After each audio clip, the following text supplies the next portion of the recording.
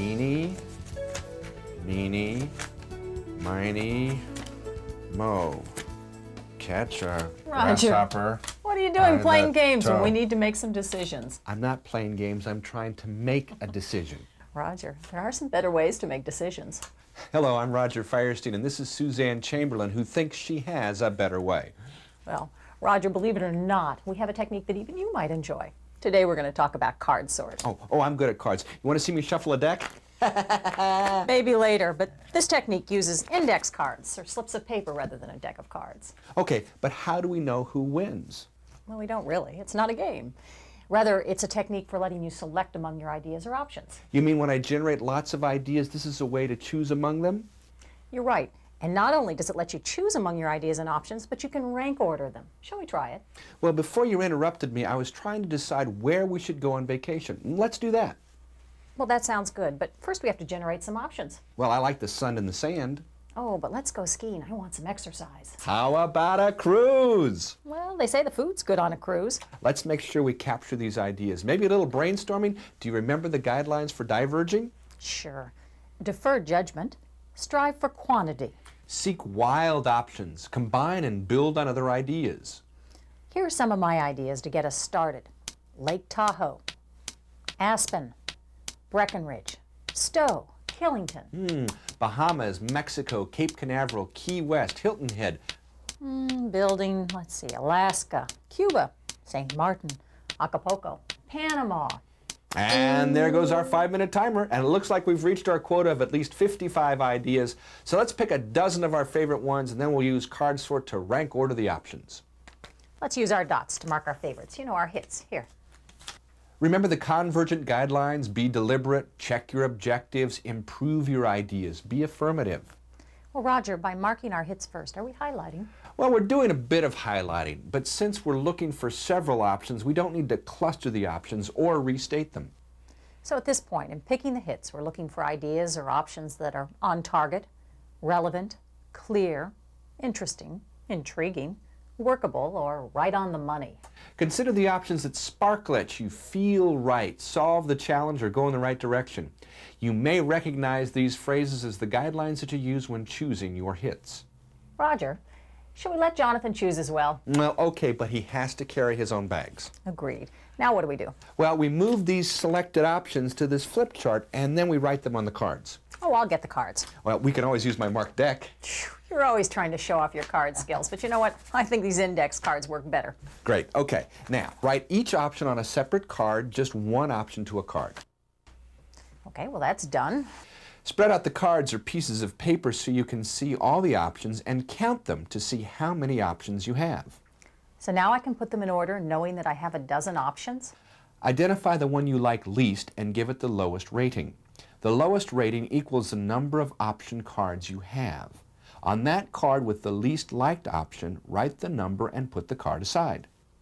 You mean find the option I liked least, and then since we have 12 options, I would mark this card with a 12 and put it aside?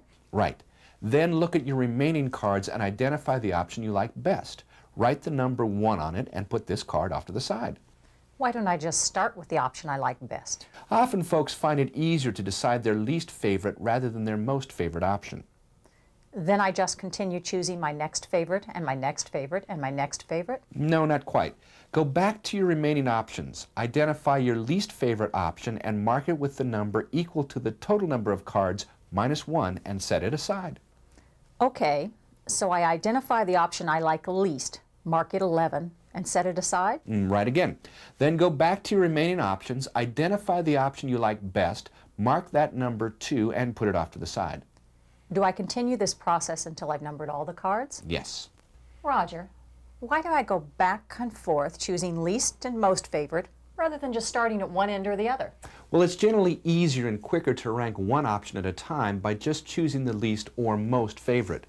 If you go back and forth, you also break the in-the-rut thinking you can fall into when going straight from least or most favorite to least favorite. Well, since all three of us did the card sort on the options, let's compare them and see if we can agree on a vacation destination. Let's put them on a chart so we can see what it looks like. Just list the options down this side and the numbers in rows next to them. Here's my number one choice, skiing at Lake Tahoe. Skiing at Telluride's my second choice. And my third choice is a cruise to Mexico. What are your top choices? Well, my first choice is Panama, my second choice is a cruise to the Bahamas, and third choice is a trip to Puerto Vallarta. My first choice is a cruise to Alaska. My second choice is a cruise to the Mediterranean. And my third choice is a trip to Panama. Let's total them up, and that will give us an overall idea of how each option ranks with the group. In this case, the lower the number, the higher its priority. However, we can't stop at the totals. We need to look at the individual rankings and how they compare.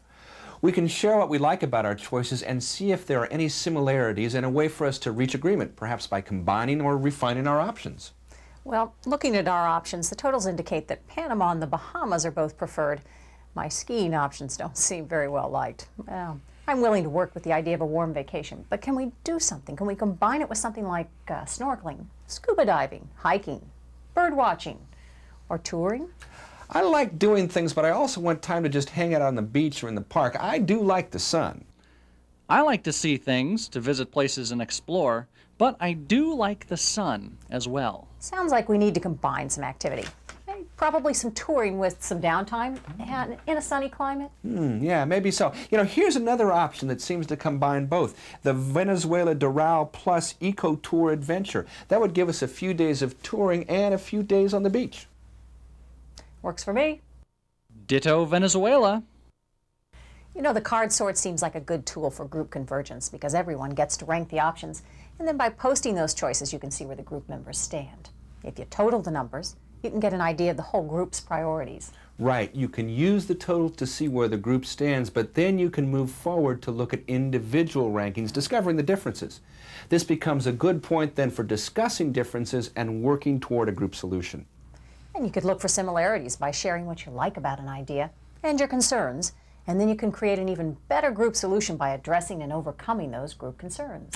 But you know what works best for this group is to start packing. I'm getting my stuff. Here we go. There you go. I'm going for my camera. Oh, let's go. Now don't forget the cards. Cards? I don't think we'll have a lot of time for playing cards. Not for playing cards, but with this group I think we'll need the card sort for our decisions, like where to stay or where to eat or what to eat or where to go or